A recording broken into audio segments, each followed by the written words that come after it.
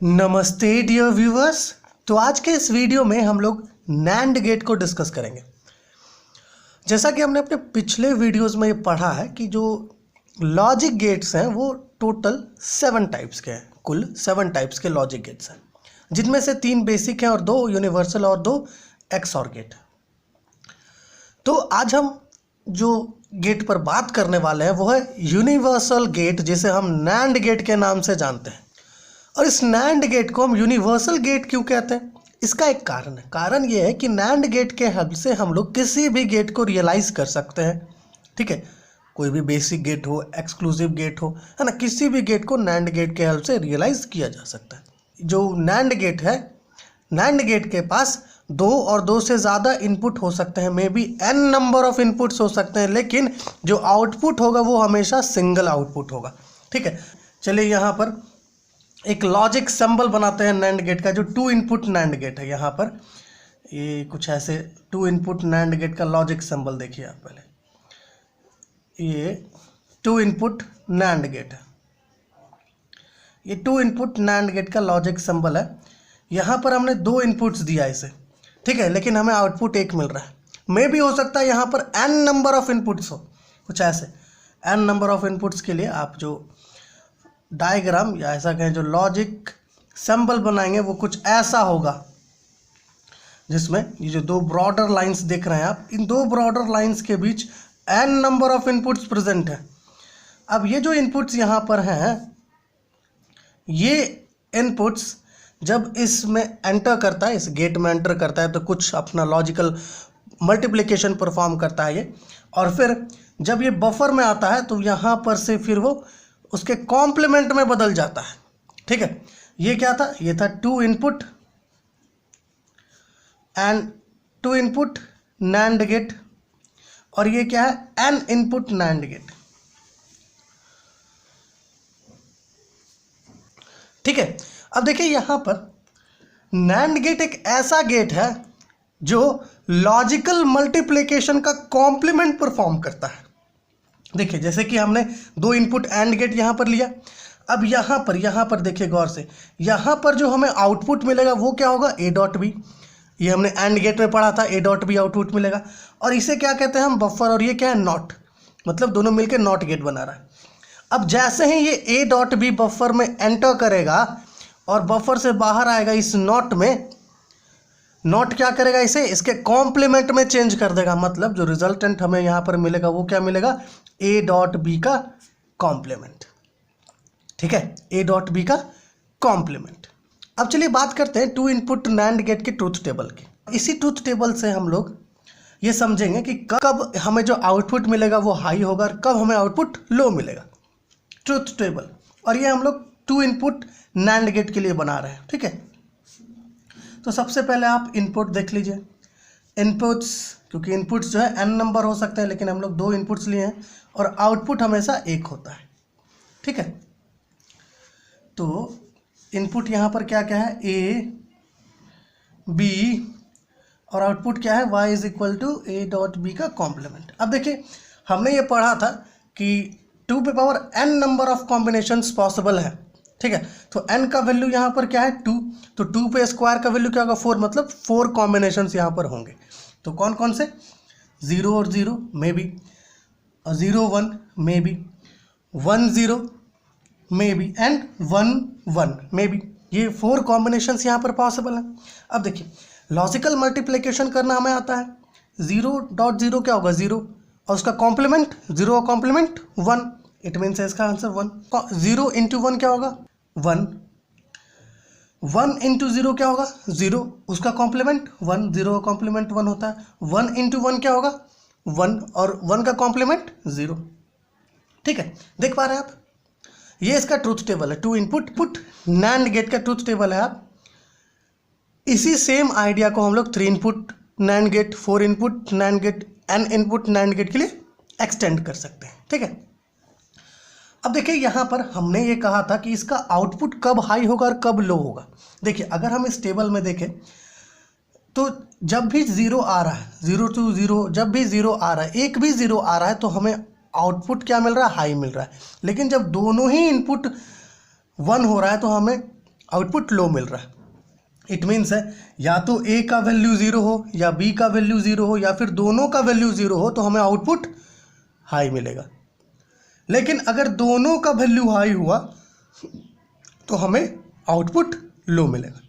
ठीक है, चलिए टाइमिंग डायग्राम की बात करते हैं, नैंड गेट के टाइमिंग डायग्राम की।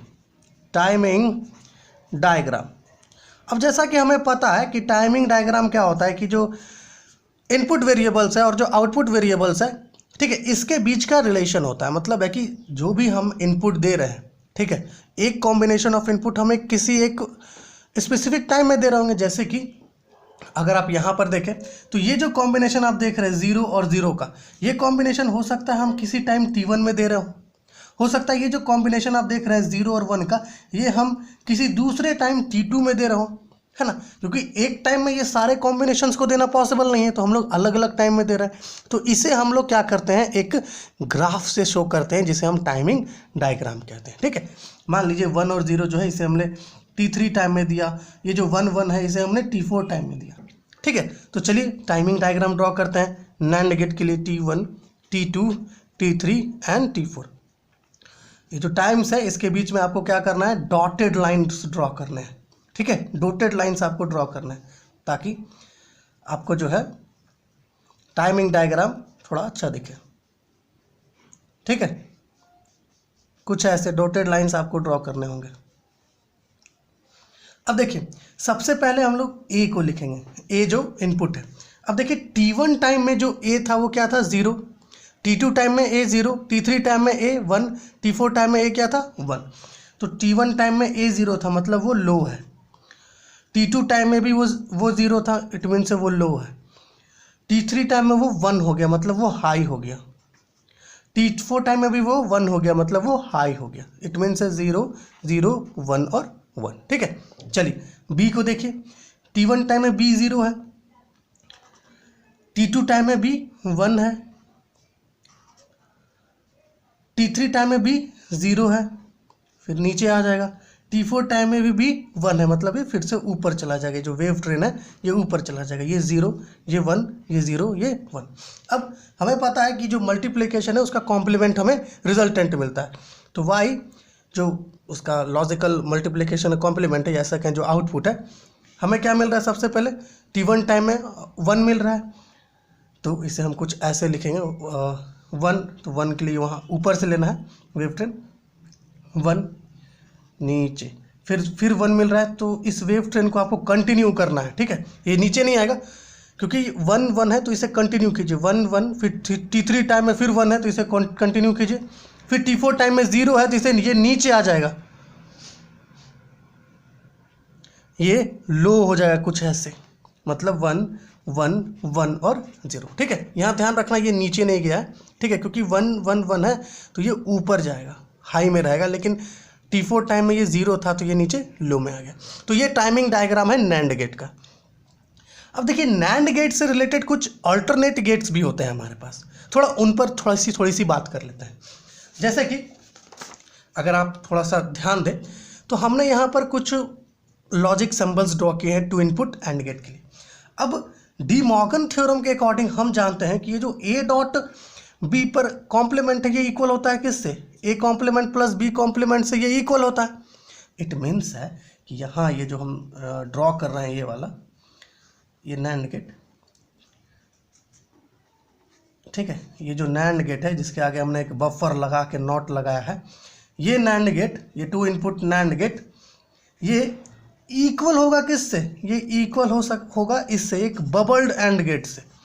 हमें यहाँ पर बफर का यूज़ करने की कोई ज़रूरत नहीं है, हम जो है नॉट गेट को एक स्मॉल सर्कल या एक बबल से भी शो कर सकते हैं। ठीक है, ए डॉट बी का कॉम्प्लीमेंट क्लियरली समझ में आ रहा है। अब देखिए ये जो नैंड गेट हम लोग बना रहे हैं, ये नैंड गेट भी इक्वल होता है किससे, जैसा कि हमने कहा A complement plus B complement से according to De Morgan's theorem. तो आप इसे कुछ ऐसे बना सकते हैं, जैसे कि ये यहाँ पर एक एंड गेट फॉलोड बाय ये बबल, जैसे कि ये ए बी हो गया, ए डॉट बी। अब आप देख पा रहे हैं यहाँ पर क्या है, ए कॉम्प्लीमेंट, मतलब है कि ए में सबसे पहले नॉट गेट लगा हुआ है, बी कॉम्प्लीमेंट, तो बी में भी नॉट गेट लगा हुआ है और ये फॉलोड है किससे, एक और ऑपरेशन से, मतलब यहाँ पर एक और गेट है, और गेट कुछ ऐसे और गेट बना लीजिए, ये आगे बढ़ेगा A complement plus B complement. ठीक है, ये सब ऑल्टरनेट गेट्स हैं नैंड गेट के। आप जो है इसे कुछ ऐसे भी रिप्रेजेंट कर सकते हैं, कुछ ऐसे। ठीक है, इसे आप कुछ ऐसे भी इस सिंबल को बना सकते हैं। नॉट को आप बस ऐसे दे दीजिए, कुछ ऐसे। ए बी दो इनपुट्स हो गए और यहाँ पर जो आपको आउटपुट मिलेगा वो A complement plus B complement आएगा, जो इक्वल होता है किससे, एक ए डॉट बी के होल कॉम्प्लीमेंट से, according to De Morgan's theorem. तो ये कुछ अल्टरनेट गेट्स हैं नैंड गेट के, इसे हम आगे और भी डिटेल्स में डिस्कस करेंगे। तो ये था हमारा नैंड गेट। आशा है आपको नैंड गेट से रिलेटेड जो पॉइंट्स है वो अच्छे से समझ में आया होगा, और अगर आपको नहीं आया तो प्लीज़ कमेंट कीजिए ताकि आपका जो डाउट्स है उसे हम लोग क्लियर कर सकें। और आप एक पॉइंट ध्यान में रखेंगे कि नैंड गेट के केस में आपको कब इन आउटपुट हाई मिलेगा और कब लो मिलेगा। आपको आउटपुट हाई तभी मिलेगा जब ए का वैल्यू 0 हो, या फिर बी का वैल्यू 0 हो, या फिर दोनों का वैल्यू 0 हो, तभी आपको आउटपुट हाई मिलेगा। ठीक है, और लो कब मिलेगा, जब दोनों का वैल्यू हाई हो। तो चलिए मिलते हैं आपसे अपने अगले वीडियो में, तब तक के लिए धन्यवाद।